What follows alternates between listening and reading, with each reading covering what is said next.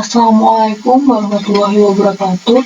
Perkenalkan, nama saya Rizky Edi Safira dari jurusan Fisika, Fakultas Sains dan Matematika Universitas Diponegoro, selaku mahasiswa KKN Tim 2 Universitas Diponegoro yang bertempat di RW 3 Kelurahan Pedalangan, Kecamatan Banyumanik, Kota Semarang.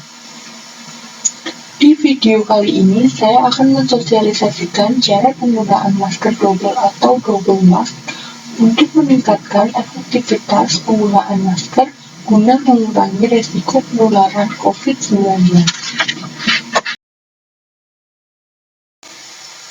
Sesuai anjuran Kementerian Kesehatan Republik Indonesia, penggunaan masker yang tepat yaitu dengan menggunakan masker medis yang dilapisi dengan masker kain, bukan masker medis yang double karena tidak akan memberikan perlindungan yang baik. Lapisan yang pertama. Gunakan masker medis pada lapisan pertama dengan cara pemakaian sama seperti biasa.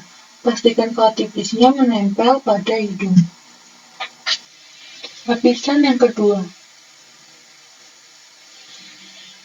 Gunakan masker kain yang terdiri atas 2-3 lapisan.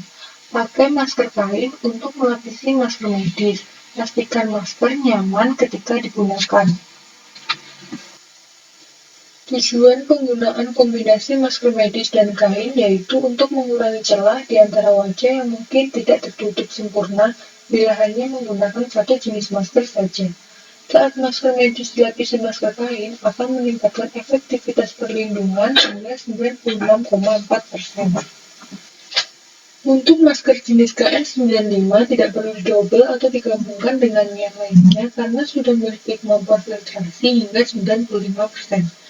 Sekian video dari saya, apabila ada kurang lebihnya mohon maaf. Wassalamualaikum warahmatullahi wabarakatuh.